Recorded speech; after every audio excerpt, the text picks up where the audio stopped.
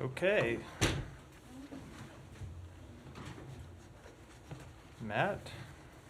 Really? 4 days in a row? 4 days in a row. I'm 4 sorry. days in a row, you have As I nothing to was say at all. walking out here, I was remembering our exchange about this yesterday and Yes, thinking, because oh, I'm nothing going is to get going on it. in the world. It's Gonna all get very you. quiet. Everything is fun and calm and wonderful. Again, my lack of opening remarks does not indicate lack of anything to say. Right. Okay.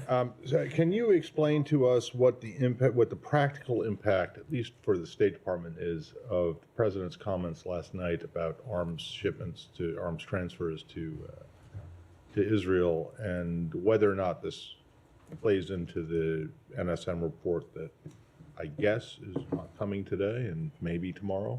So let me speak first with the NSM report. It doesn't have any practical impact on the NSM report. The NSM report is a backwards-looking report where we're looking at a number of things over the past for conduct from last year and then up to when we send the report. It doesn't have any impact either on the content of the report or the timing of that report, which won't be today, but again, I expect in the very near future. It's just a matter of days that we'll be able to get that report up to the Hill.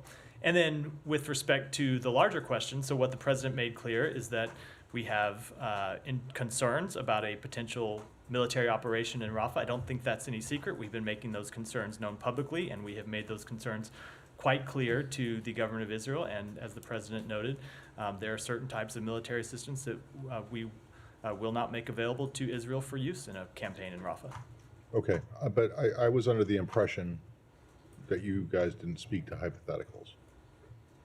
So we have made quite clear for some time our concerns about a Rafah operation, something the Israel government has signaled is likely to be coming. And so, yes, we have been engaged with them on that. Well, I get it, but isn't there a big if in here?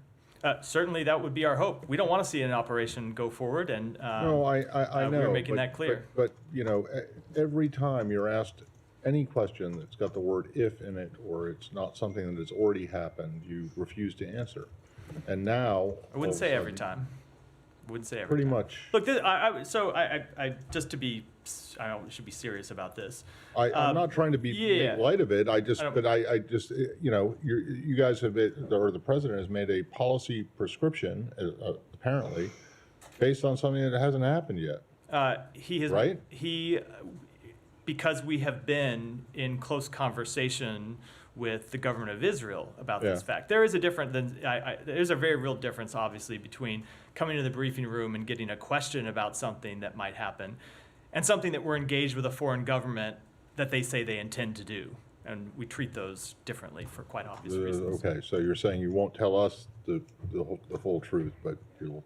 I'm saying anyway, it's different when a reporter raises a hypothetical question versus the government saying, this is what we intend to do, this is what our policy is going to be, and we have to make determinations about our policy. Is it your understanding that the president has decided that what Israel has done in Rafah so far crosses the red line? We have not yet seen indication of a major military operation. So that's something that we're watching closely, and the president made that clear in his comments. And yet he already decided to halt or to suspend these shipments. We have paused one shipment and are reviewing others in the context of a potential operation. But again, we hope that there is no operation. That, I think, would be the best outcome for everyone involved.